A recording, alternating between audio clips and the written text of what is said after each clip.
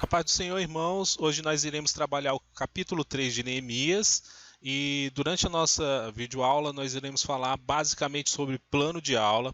A ideia é que a gente possa fazer uma aula organizada, com objetivo e que tenha resultado. Amém?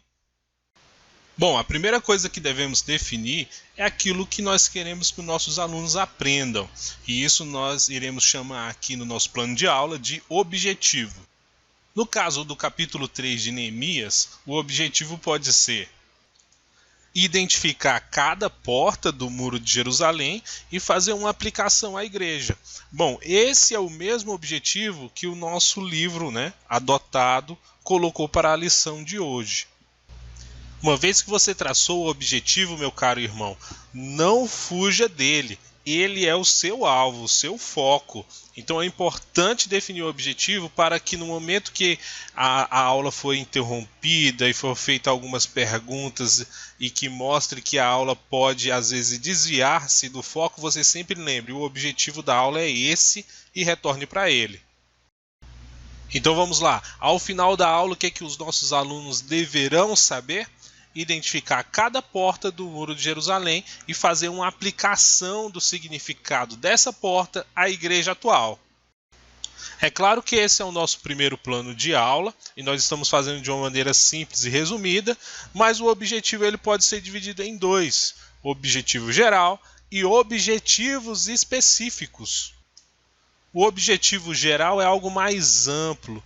Os objetivos específicos seriam etapas de determinado modo que ao concluir cada etapa você alcançaria o objetivo geral. E aqui a gente fez de uma forma mais simples e nas próximas aulas talvez a gente possa fazer de uma forma mais específica e detalhada. Agora vamos falar dos conteúdos. Aqui vocês irão ensinar para que servia cada uma dessas portas, a começar pela porta do gado, Então, por exemplo, a porta do gado, por exemplo, ela servia como entrada e saída dos animais que eram utilizados para a celebração do culto no grande templo, Ela também era chamada porta das ovelhas. Daí qual a aplicação que a gente pode ter dessa porta? A aplicação, por exemplo, da porta da salvação, em que você pode entrar, em que Jesus te convida a entrar, e a igreja pode então simbolizar aí essa porta da salvação na pessoa de Jesus Cristo. É um exemplo. Bom, assim você vai ter que fazer com cada porta. Primeiro passo, você pega aquela porta e explica para os irmãos, para a amada igreja lá na escola bíblica, qual a função que essa porta tinha naquele muro. A porta do gado ou porta das ovelhas, qual era a função dela? Será o acesso, que providenciava ali a entrada e a saída dos animais que seriam sacrificados no culto lá no grande templo. Tá? E o que isso pode trazer de aplicação para a amada igreja? A questão de, por exemplo, ser uma porta da salvação, como o nosso escritor do livro ali indica como uma possível aplicação. Lembrando que nesse caso a aplicação ela é um pouco livre, sendo que ela tem sempre que estar fincada, enraizada em uma boa exegese. É importante também falar, é claro, que quem começou a edificar essa porta. Como era uma porta que ficava muito próximo ali do templo, quem começou a edificar ela foi o sacerdote Eliasibe.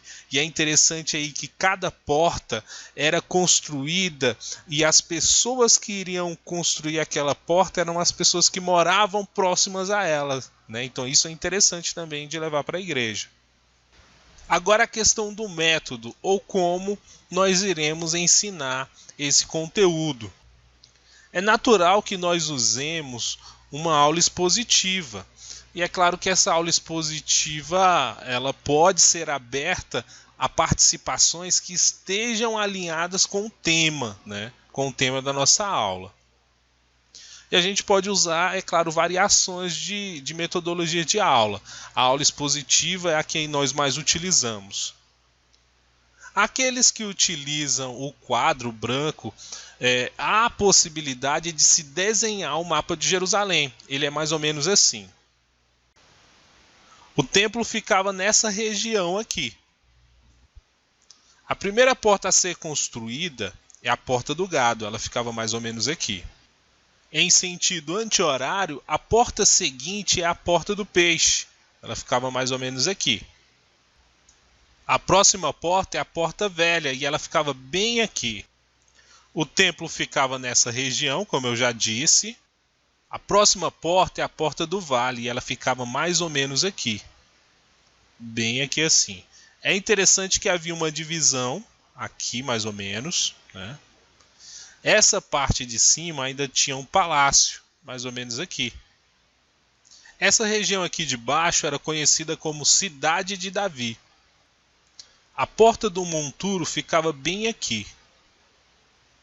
E do outro lado tinha-se a Porta da Fonte. Em seguida, a Porta da Água, que ficava mais ou menos aqui. Das Águas, perdão. Acima, nós temos a Porta dos Cavalos. A Porta Oriental, esse lado é o Oriente. E a Porta da Guarda. Neemias, no capítulo 2, quando ele sai a inspecionar, ele sai pela Porta do Vale, desce a Porta do Monturo, vai na Porta da Fonte, não tem como passar, ele volta e entra de novo pela Porta do Vale. Aí ele faz sua inspeção.